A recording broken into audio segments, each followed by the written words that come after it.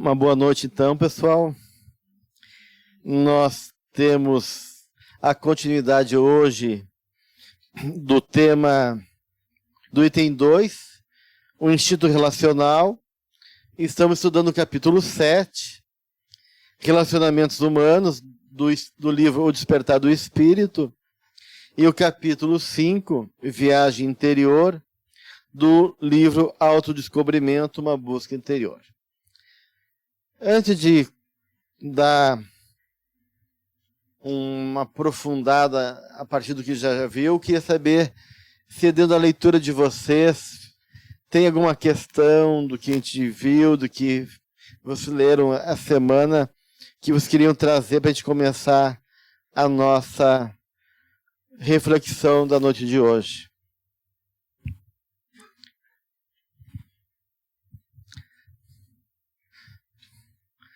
Tudo certo? Bem,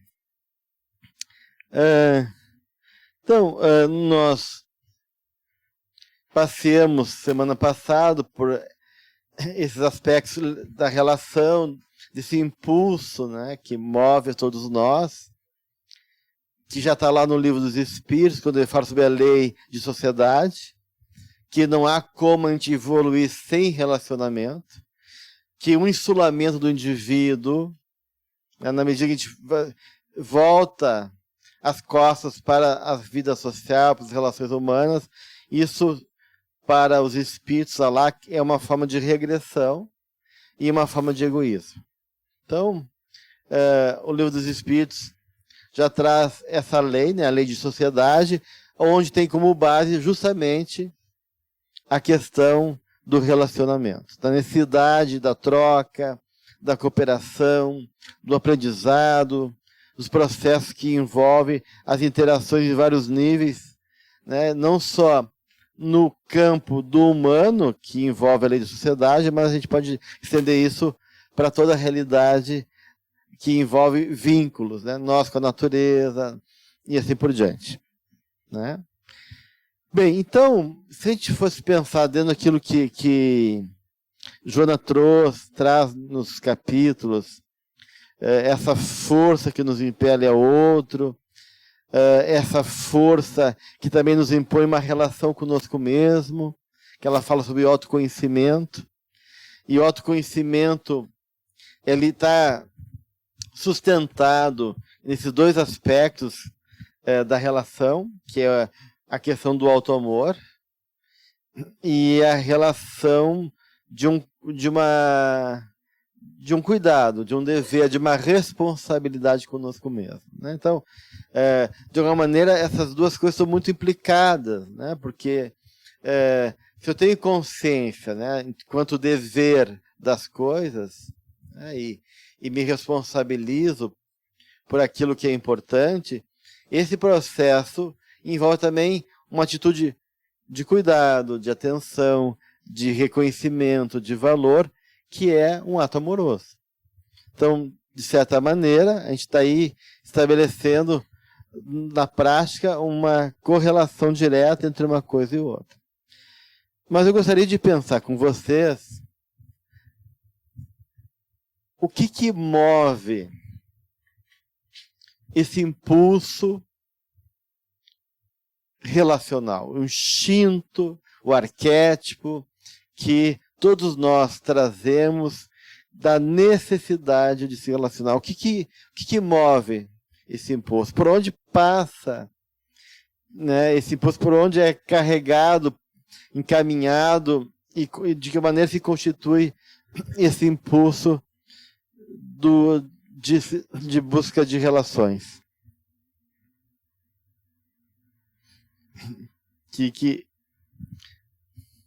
E aí?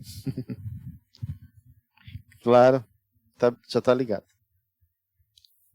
É que faz parte da nossa natureza evolutiva, né? Do princípio de Deus em nós, que nos faz buscar em todas as fases, como diz o Emmanuel, né? Em todas as fases, desde o mineral, né? A buscar a luz, buscar a integração celular, buscar a integração atômica, depois social, né? Então, isso nos faz buscar, então, aquilo que nos locupleta, que nos dá alegria, prazer. O que é isso, então? Oi? Uma incompletude. Então, estão colocando que a base da relação é a falta, a incompletude, né? Mais alguma coisa, antes da gente entrar nesse aspecto? Pode passar lá.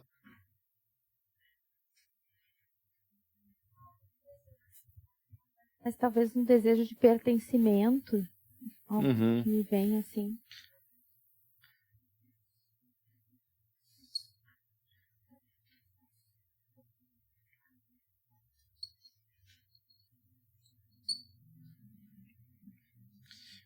Mais alguma coisa?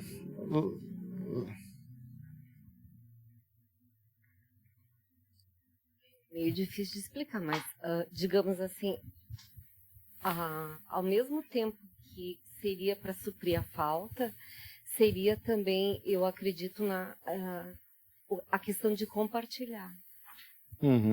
Compartilha experiência, compartilha vida, compartilha um relacionamento. Sim.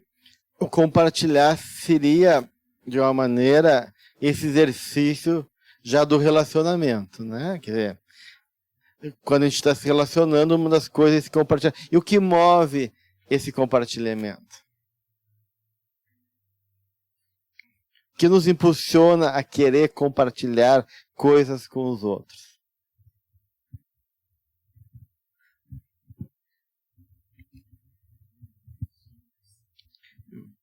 Sempre no microfone, quem quiser falar daí. Eu acho que é o crescer através do contato com o outro, a gente também está crescendo. Né? Porque a nossa tendência é sempre evoluir, né? Ideias, tudo. Né? Sentimentos, né? As emoções. Sim. Então a gente está crescendo. Mas a evolução é uma lei que move todos os aspectos da nossa condição, né? A gente evolui em todos os sentidos. Se a gente for tentar, então, especificar e traduzir isso de uma maneira para o relacionamento, como a gente poderia traduzir isso?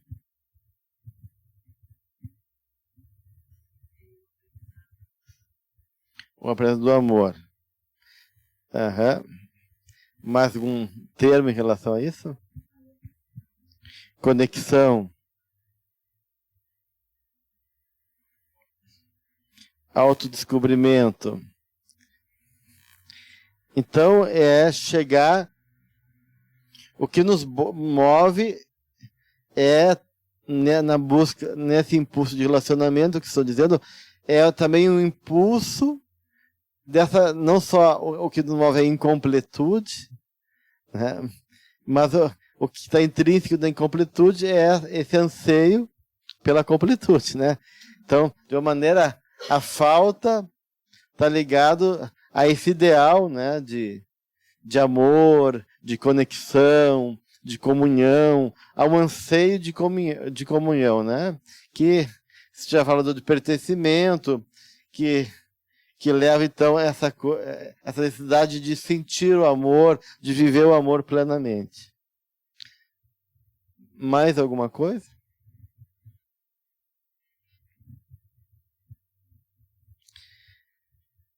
Bem, muitas escolas de psicologia, em especial a psicanálise, vão trabalhar com essa questão do desejo. Né? O desejo, e o que move o desejo, o que move esse impulso em direção a desejar outrem, a querer o outro, a querer se vincular a um objeto amoroso. Então, essas questões são realmente bastante complexas e grande parte dos teóricos sustentam que o que nos move é a falta, né? Falta de quê? Né? Então, seria uma condição do humano essa incompletude que estou falando, essa realidade que nós não somos completos, não somos perfeitos, não somos terminados, então, não somos de uma maneira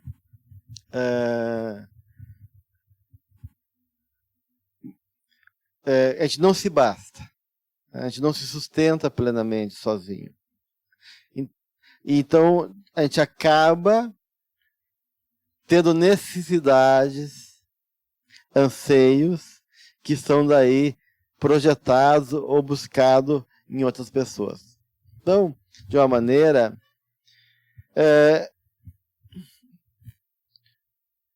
para muitos autores, o grande motor desse impulso de relação é a falta. A necessidade de algo que nos falta. O anseio por algo que é importante e da qual não encontro em mim esse aspecto, esse lugar ou essa condição.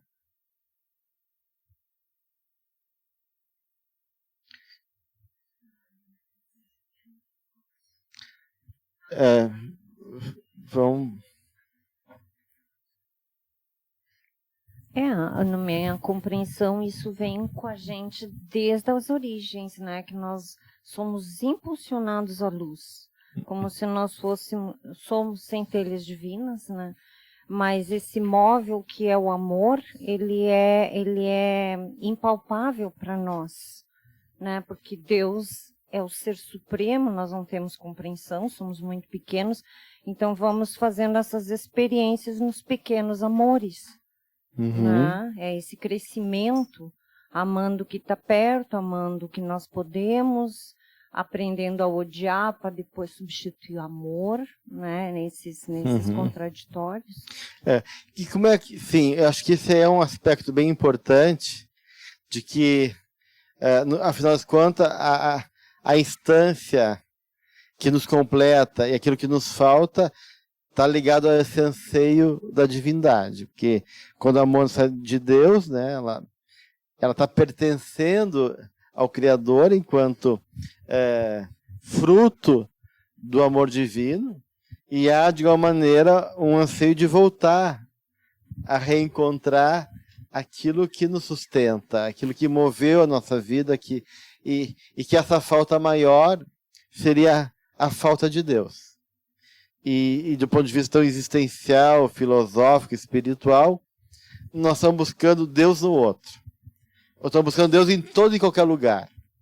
Que toda falta, no fundo, é uma falta de algo que, do ponto de vista mais profundo, é a própria experiência de comunhão com o Criador.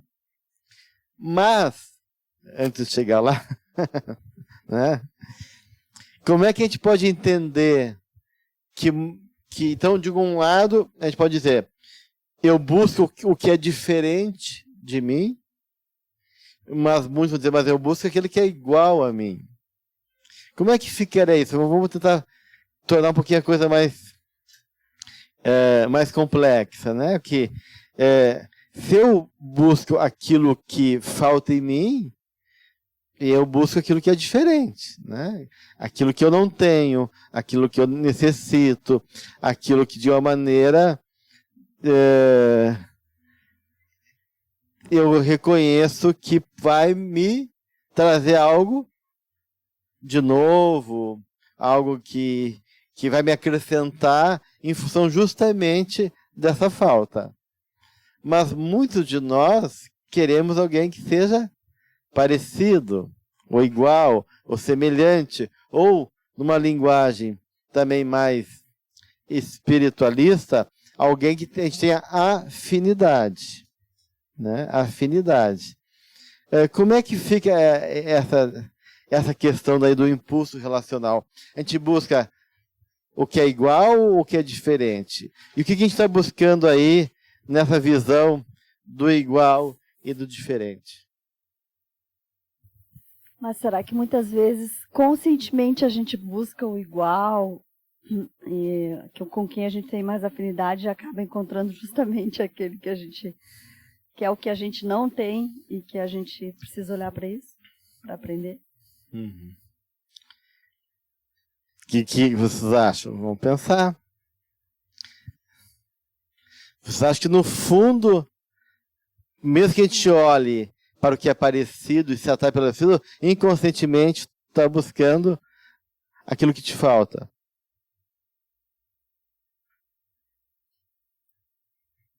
Eu fico pensando que como a gente tem aspectos consciência e inconsciência, é um jogo de luz e sombra, né? Então, às vezes, a gente está se relacionando com alguém e tá ali a nossa sombra, coisas que a gente não vê, né? E pode parecer diferente, só que não, vamos dizer assim, né? E também ao contrário. Pode ser que pareça igual, mas tem alguns aspectos ali que ainda vão ser revelados. Eu acho que a gente busca a revelação de quem nós somos nos relacionamentos. Então nós somos egoístas. A gente busca nós, a gente busca aquilo que a gente o outro não realmente é apenas uma desculpa para a gente poder se encontrar com a gente. Seria isso? Essa nossa fase evolutiva, assim, acho que a gente demora muito para se dar conta de que, na verdade, a gente está tentando se encontrar. Claro que nesse processo a gente também, né, vai auxiliando os outros, enfim, também, né, tem uma troca, que na medida que o outro também está se procurando, ele pode, a gente pode auxiliar nessa busca, né. Mas eu acho que no fundo a gente ainda está procurando se achar, antes de mais nada.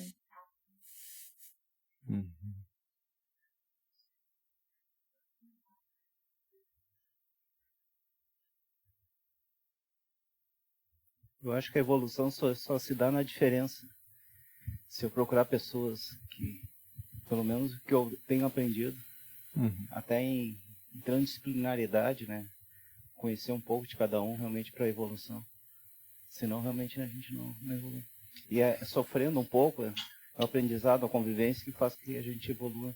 Então quando a gente evoluir totalmente, não precisa lidar com o que é diferente, fica só com os iguais.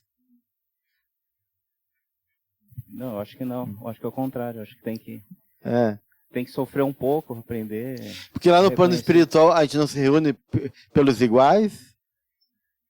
Pela afinidade, pelo mesmo nível evolutivo? Aí vai ficar na mesma, né? Eu acho que a gente, pela afinidade, não se evolui. Por que não? Porque tu segue o mesmo pensamento. Eu acho que o pensamento, de repente, ele pode se completar, não ser igual. Porque aí tu não cresce. Pelo menos falta um pouco, daqui a pouco em mim essa compreensão, mas acho que só se evolui. Não.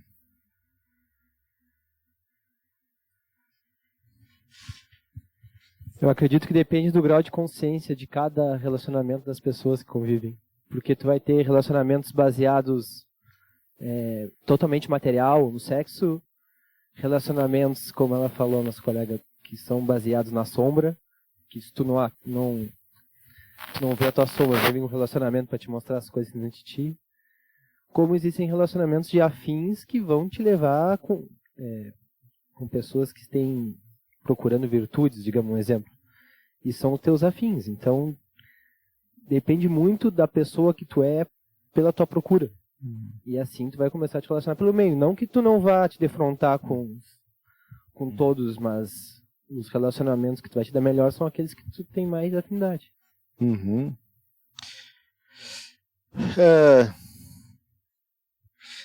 Então vamos trazer mais uma questão para tornar um pouquinho ainda mais ampla essa discussão.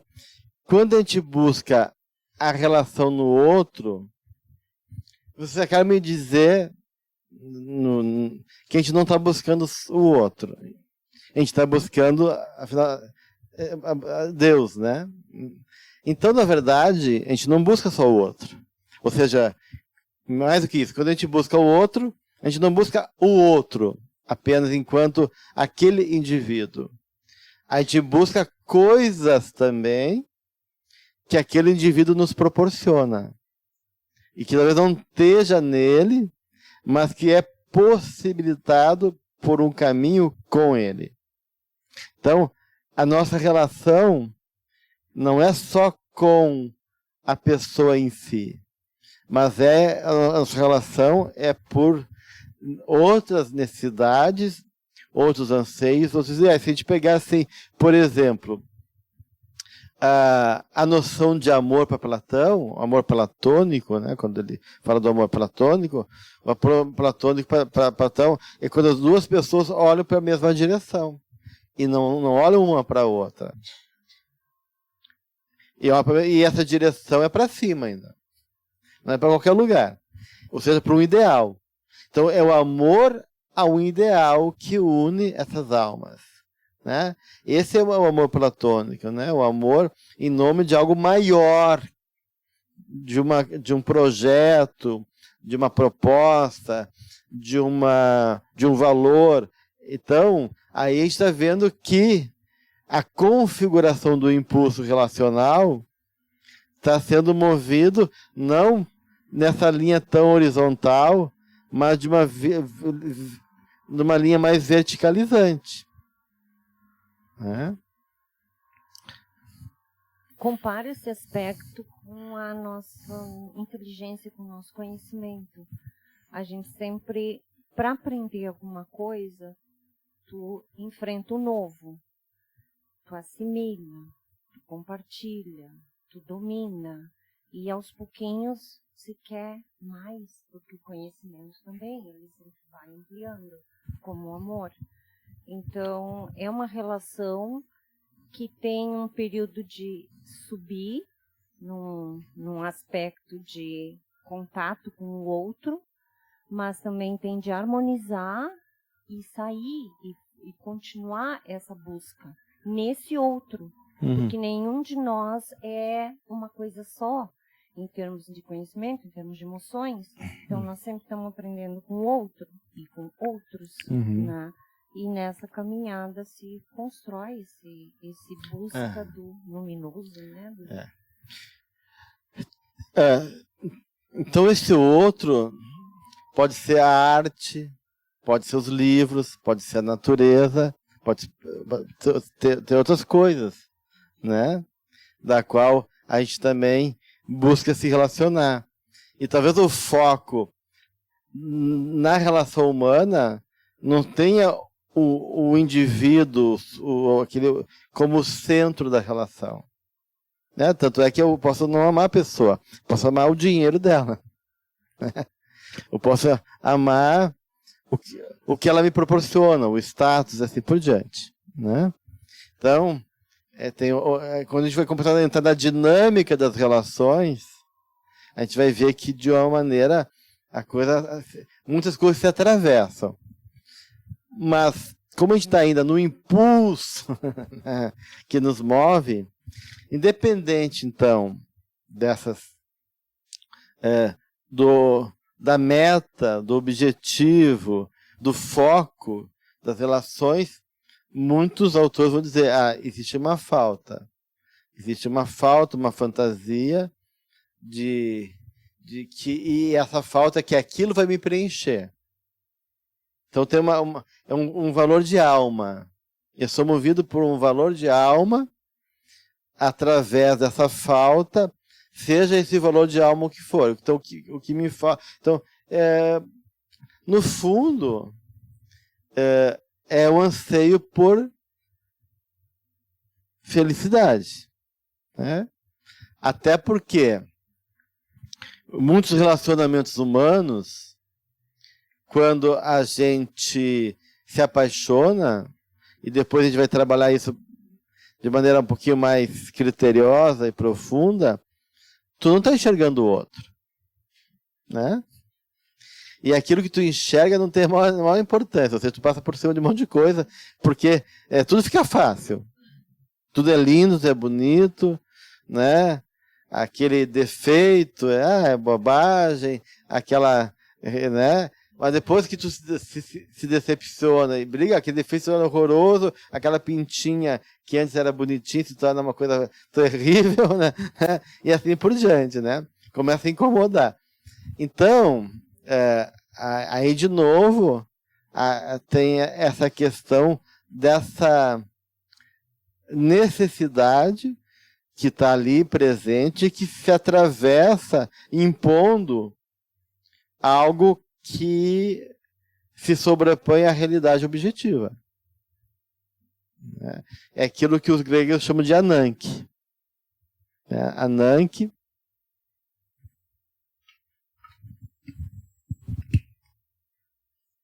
a gente já falou um pouquinho sobre ela. Que é a mãe de todos os caminhos, para Platão, ou, em outro termo, a necessidade.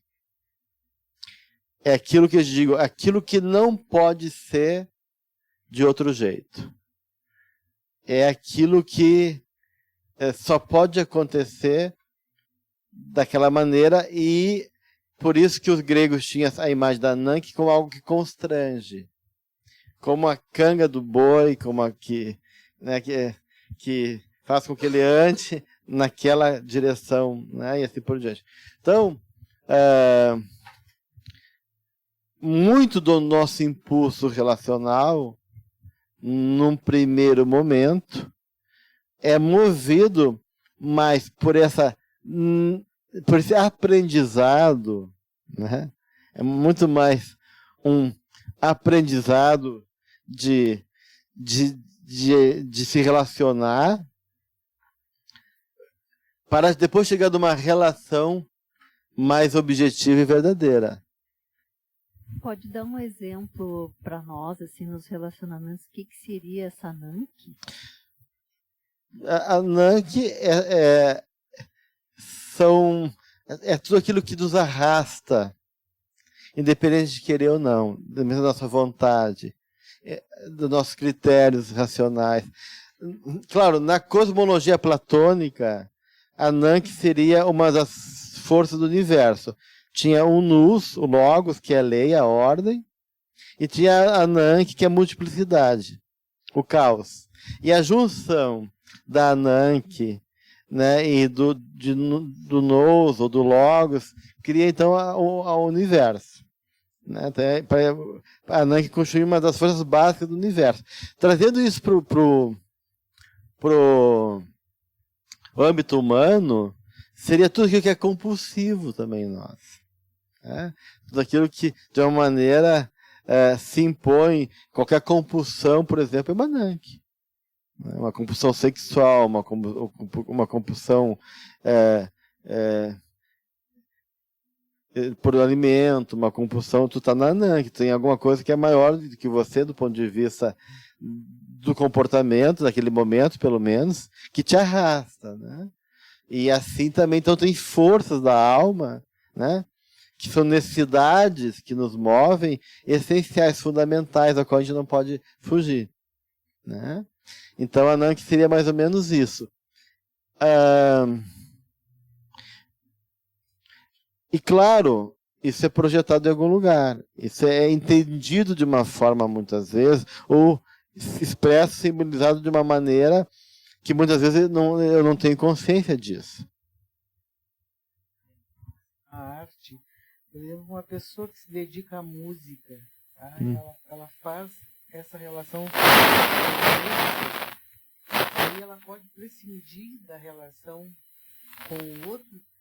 A música é o que move, é o que ela projeta na vida, e aí essa relação com as outras pessoas, digamos assim, fica de lado.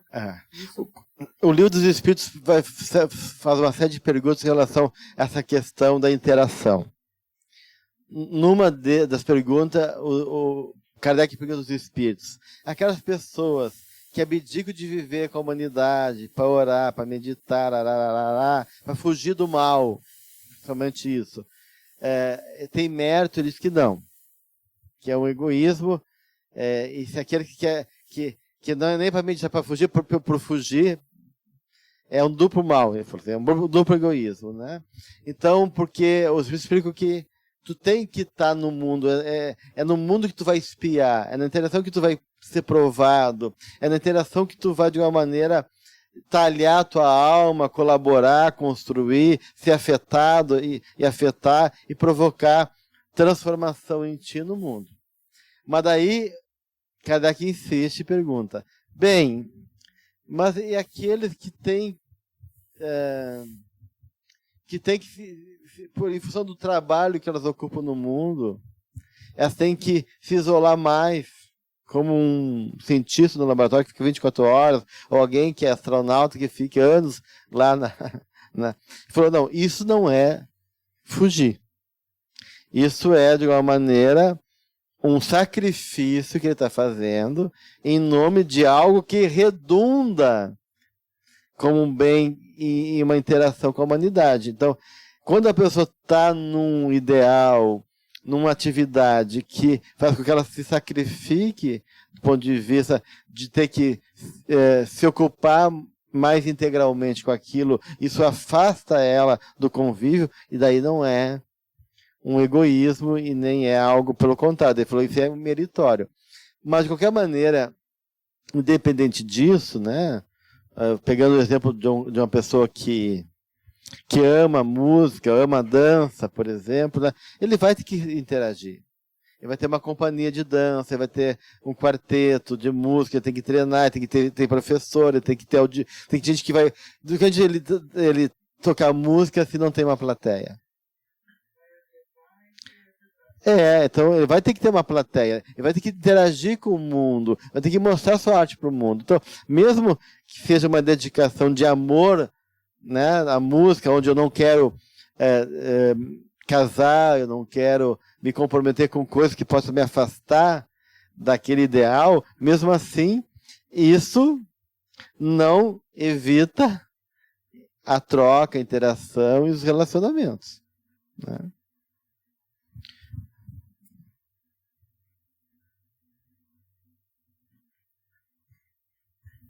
Monges que vão lá para as montanhas meditar. Depende. Isso aí que tá. A gente não tem como julgar. Se tu vai para meditar, para só preservar a tua paz, com uma forma assim, aqui eu tenho comida, eu durmo, não se me pega com o mundo, e assim eu tenho minha paz interna e tudo ocorre bem, daí é o egoísmo. Agora, se eu vou meditar como uma forma de trabalho espiritual para poder manter a atmosfera do planeta num nível de sustentação, daí não, né? Então, é muito a intenção que move dentro da gente, né? Porque as razões que faz a pessoa, né? Agora, de uma maneira, está lá no Livro dos Espíritos, lá no Evangelho, é que a gente tem que viver o espírito da época, ou seja, saber enfrentar. Jung vai dizer isso, que uma vida bem vivida é uma vida vivida por inteiro. E viver por inteiro, para Jung, é não evitar o confronto com aquilo que a vida te coloca. É, de uma maneira, estar aberto e dar conta daquilo que se apresenta. Então, a interação e o relacionamento vai muito além da dimensão humana e envolve também eu dar conta da minha encarnação, né? E aí Joana vai falar uma coisa bem importante nesse sentido, que existem duas circunstâncias que propelem a criatura ao avanço iluminativo. Esse é no Autodescobrimento, uma busca interior, no capítulo 5. Viagem interior, onde ele vai falar da busca da unidade, vai falar sobre a realidade e ilusão, e vai indo, depois fala da força criadora, e na página 7.4, no terceiro parágrafo, ela diz assim, duas circunstâncias, não sei se acharam, propelem a criatura ao avanço iluminativo. A insatisfação sistemática, olha só que interessante, que passa a considerar outras formas de bem-estar. Amizade, serviço fraternal, interesse comunitário, ensejando o abandono paulatino de velhos e arraigados hábitos para nova experiência de solidariedade, do progresso, do grupo social e da beleza. Ou seja, maus relacionamentos, frustrações, incômodo, conflito, dificuldade são importantes, né, para que tu possa quebrar tuas ilusões, que tu possa deixar de ser teimoso, que tu possa realmente reconhecer que por ali não dá, que tu possa se abrir para novas experiências e no cansaço da luta, na insatisfação e frustração das expectativas não vividas. E a gente começa, então, a buscar outras formas de preencher a nossa necessidade. E aí encontrar um novo caminho, novas relações, novas trocas, novas formas de estabelecer vínculos, encontrando assim, com hábitos novos, na busca de beleza, progresso do grupo social, solidariedade, etc. E o segundo aspecto que ela coloca aqui, o segundo instrumento propiciador do avanço é a reencarnação, na qual os impulsos de crescimento espiritual, após o cansaço nos patamares da perturbação, prosperem para a vivência dos princípios morais e a transmutações pessoais intransferível. Sim, nesse estágio medial do amor, robustece os impulsos de elevação e ele se espraia sem exigência, toda doação semelhante a um perfume no ar, cuja origem permanece desconhecida. Claro, aqui ela está falando assim, eu estou lá no umbral sofrendo, por amor de Deus. Tenha misericórdia dessa pobre alma. E aí eu faço 1000, né, promessas, e aí eu estou cansado de sofrer, de ser perseguido, de estar, né, na solidão muitas vezes, ou no confronto da minha consciência, através de entidades que também me perseguem. E aí a reencarnação é uma lufada, né, de bênção, poxa, né? Ou mesmo lá, no estágio mais elevadinho, não tanto no umbral inferior, no umbral mais superior, como o nosso lar, né, quando a família de Lísias, né, a esposa, estava tudo bem, maravilhoso, tinha a casinha deles, o marido legal, uma família legal, todo mundo gente boa, a gente já não tinha mais conflito, todo mundo já mais consciente, cooperativo, né, uma coisa assim, meu Deus, vou ficar cuidando do meu jardim, vou fazer sopa comunitária no nosso lar, vou trabalhar em prece, e aí eles começaram a sentir uma angústia, que eles não sabiam traduzir de onde vinha. Uma coisa assim, né, que começou, da onde vem isso? Você está tudo bem? Aparentemente não tem razão para me sentir assim. E aí eles foram daí falar com os responsáveis lá do nosso lar, né, e questionaram isso, e aí eles começaram a estudar as encarnações passadas.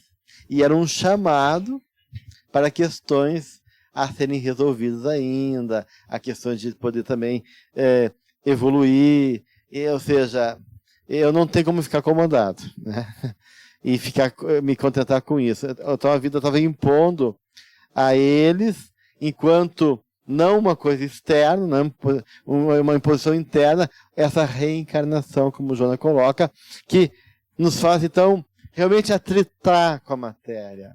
E atritar justamente, no bom sentido, né, do atrito, com aquilo que é diferente. Né, com aquilo que move, porque no caudal do universo material, a diversidade de natureza é muito mais, quase infinita em relação ao estágio que eu estou lá, onde todo mundo mais ou menos pensa igual a mim, torce o mesmo time, tem a mesma política, né? Ou seja, estou brincando, mas tem uma certa sintonia espiritual que promove uma concordância, um estado de não conflito tanto, e assim por diante. E aqui a gente está num embate permanente, né? Onde as coisas internas nossas são trazidas à tona, querendo ou não, pelos movimentos e interações que a gente faz com as outras pessoas. Bem, alguém que queria colocar alguma coisa até aí?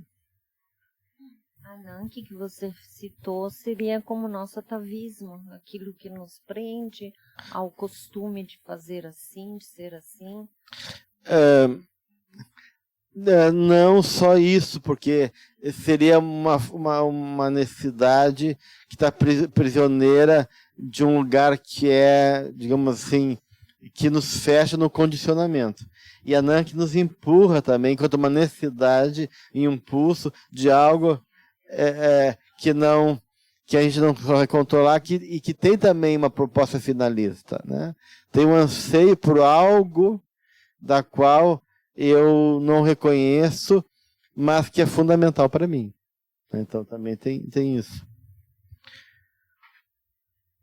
Bem, que mais, gente? Então, claro que nessa falta, né?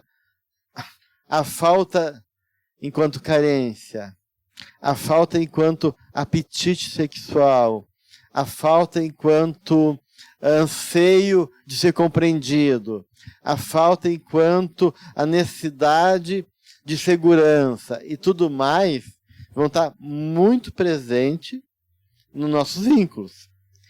E aí outras faltas também, né? A gente tem não só falta dessas coisas, mas falta, né, de crescer, de aprender, de querer mais, né? Eu mereço mais, e assim por diante, né? Depende da nossa autoestima, se ela é baixa ou se ela é alta. Então, as nossas necessidades, elas mudam, né? E de uma maneira, então essa falta, ela não está ligada só a questões negativas, primárias do ponto de vista emocional, instintivas. Está também ligada a isso que a gente falava desse anseio, ou desse desejo, né, de pertencimento, e que de uma maneira leva a essa falta maior, que é a falta de comunhão com o divino. Então eu posso ter anseio pelo conhecimento. Eu posso ter anseio por algo, por um ideal. E eu posso me vincular a alguém em nome desse anseio. Então, nada impede que esse movimento seja em questões internas que suprem carências e dificuldades psicológicas minhas, mas também enquanto algo que me preenche, me impele como um valor, desse valor de alma. Qual é o meu valor de alma? Onde está meu desejo, está meu coração, né? Tem esse dito popular. E quando a gente fala em desejo, e quando a gente fala daí de coração, a gente está falando desse valor de alma. Qual é o valor? É o dinheiro? Então eu vou casar por dinheiro, é por status, mas qual é a fantasia que está por causa desse dinheiro? Porque a questão não é o dinheiro, né? É o que, na minha fantasia, move esse anseio pelo recurso monetário, ou pelo status, né? Eu tenho uma baixa autoestima, e se eu casar com alguém importante, eu também vou ser importante. Então, na verdade, não é o status em si, mas o que ele oferece, enquanto minhas necessidades, esse valor de alma que está ali, enquanto algo que impulso que está me movendo, seja consciente ou inconscientemente.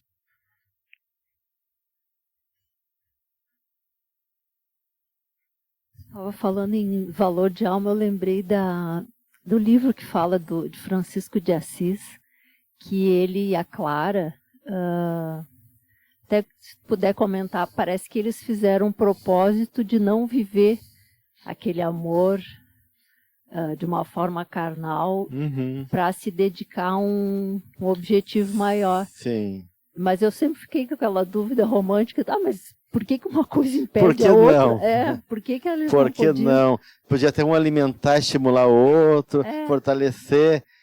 Mas é que tá. É que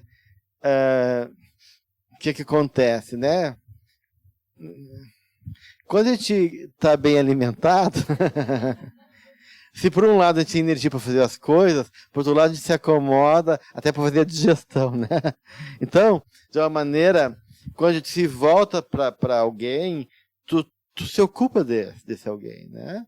E de uma maneira, eles tinham que formar grupos, né? E viajar muito, e promover a proposta franciscana, ela com as clarissas e com os franciscanos, e aí não tinha espaço para que viver o amor para mim, né? Para o meu egoísmo, para a minha necessidade individual. Então, em vez de a gente poder se ocupar com o nosso interesse individual, a gente vai unir nosso amor, porque o amor continuou entre eles. A relação continuou entre eles, mas não para suprir as nossas necessidades individuais, mas para suprir a necessidade e a vontade de Deus, que também é minha necessidade. E aí realmente eles abdicaram.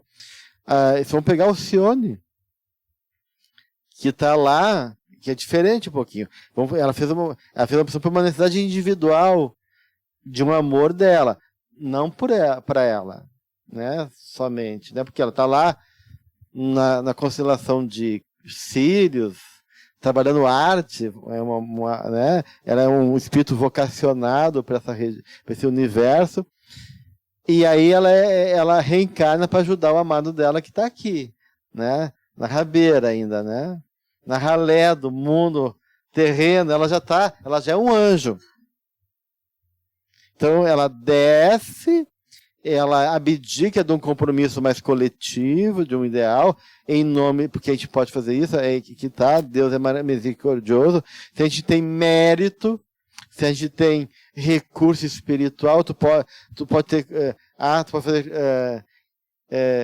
pedir para intervir, né? Em favor de alguém, por amor. O amor, então, ele é realmente poderoso, né? Aí ela contrapõe um projeto importante e diz, não, em nome desse amor, em nome daquela alminha que eu preciso salvar, está precisando de mim, eu posso ir até lá, abdicar desse projeto.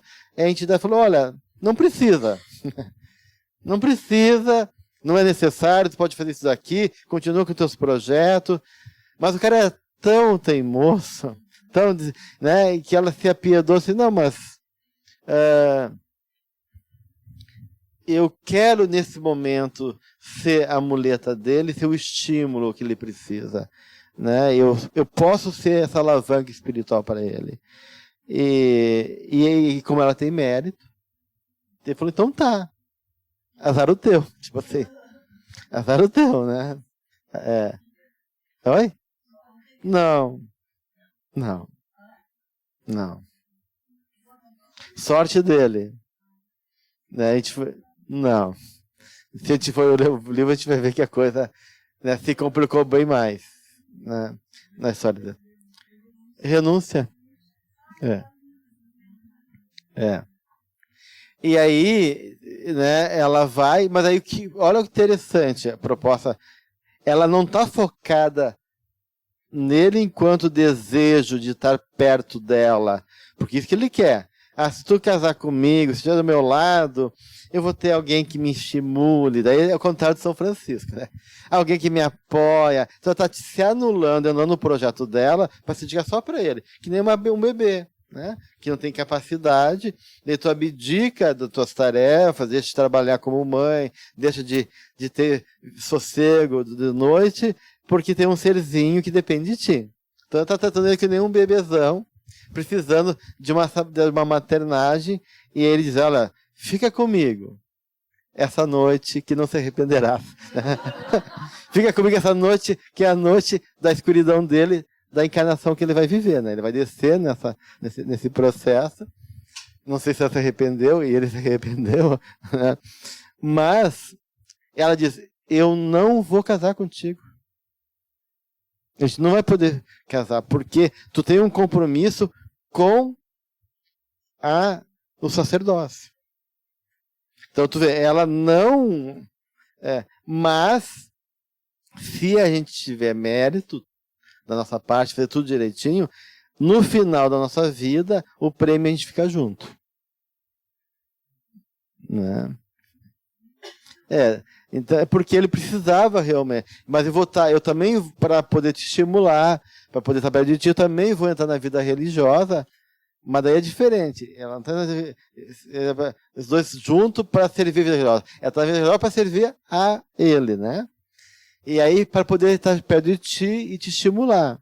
E aí começa todo o drama do livro, que é maravilhoso, né? Que eu não vou fazer nenhum spoiler, porque, né, é interessante ler, né? Mas aí realmente a gente vê assim, mas o amor dela é um amor que compreende o que é melhor para ele. Ele não sabe o que é melhor para ele. O valor de alma dele está confuso, está perdido. Ele deseja ela, né? Ele não quer outra coisa. Essa coisa de balela que eu quero evoluir, eu quero você. Né? E ela ama ele, mas por amar ele não vai dar o que ele quer, vai dar o que ele precisa, o que ele necessita verdadeiramente, que é o estímulo para ele vencer. Então esse amor é uma compreensão profunda da alma dele e não um desejo do ego. Porque se fosse pelo eguinho dele, estariam lá de mão dada, né, dormindo em berço esplêndido, vivendo só a vida de afeto e de romance, e o mundo, né, sem nenhum compromisso com o resto. Então a gente vê assim, que essa falta está muito ligado a essa necessidade da alma. Agora, tem gente que tem necessidade de sexo, tem gente que tem necessidade de amor, tem gente que tem necessidade de servir, de amar, tem gente que quer ser amado. Né? Então, esse impulso relacional move a partir desse lugar de coração, que é esse valor de alma da qual tá dentro de cada um de nós, enquanto condição, enquanto fator que nos estrutura e nos provoca essa dinâmica da nossa caminhada, né? Mais alguma coisa do livro aqui ainda que vocês queiram trazer? Enternecedor torna-se agente anônimo da felicidade dos outros, porque está enriquecido da harmonia geradora de emoções transcendentes que dispensam o contato físico, a presença, a relação interpessoal. O amor é o poder criador mais vigoroso de que se tem notícia no mundo. Seu vigor é responsável pelas obras grandiosas da humanidade. Na raiz das realizações dignificadoras, ele se encontra presente, delineando os projetos e impulsionando os idealistas à sua execução. Alenta o indivíduo, impulsiona-o para a frente e faz-se refúgio para a vitória sobre as dificuldades. No amadurecimento psicológico do ser, ei-lo aí, o amor, direcionando todos os ideais e sustentando em todos os embates aqueles que lhe permite desabrochar, qual lótus esplendente sobre as águas turvas e paradas do charco no qual pousa em triunfo. A sua irradiação acalma, dulcifica, sustenta, porque se origina em Deus, a fonte geradora da vida. Nas faixas iniciais do seu desenvolvimento, pede socorro, enquanto afirma que o oferece. Deseja receber, embora aparente contribuir. Quer satisfazer-se sempre, não obstante dê a impressão de agradar. Trabalhado pela consciência, torna-se equânime, dando e recebendo, espraiando-se e recolhendo, permutando.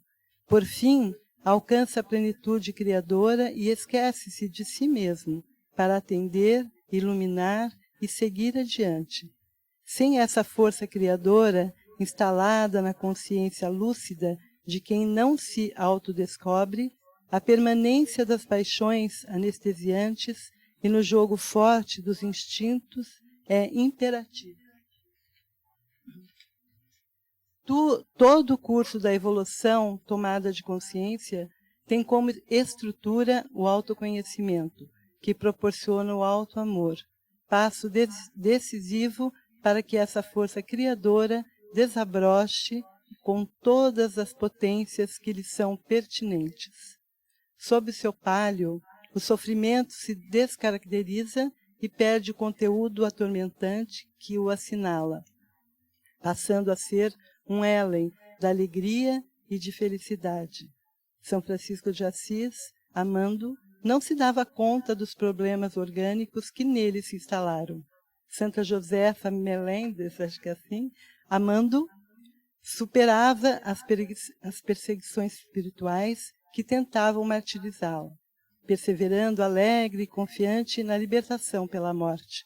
Os grandes e amorosos missionários do mundo jamais se deram conta das doenças, perseguições e conflitos geradores de sofrimentos, que recebiam como estímulos para prosseguirem.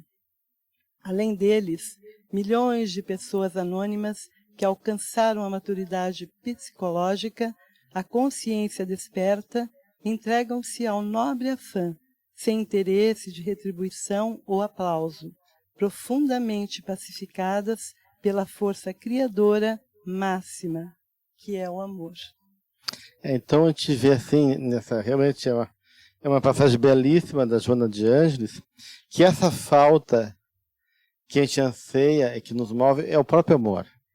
Né? Porque a gente sentiu esse amor, a gente saiu do amor, e a gente anseia de novo por esse amor, que é Deus. Né? E aí, só que esse amor, enquanto condição de consciência, ele vai se configurando de várias maneiras, de níveis bem mais primitivos, e de deslocamento desse anseio, essa falta,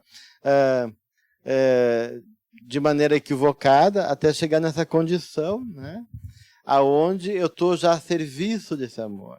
Eu me sinto já pleno e posso, em nome do amor, também compartilhar, também vibrar, também gerar mais amor, fomentar mais o amor. Então, a gente tem duas coisas aí que movem a gente, né? A construção de nós mesmos, né?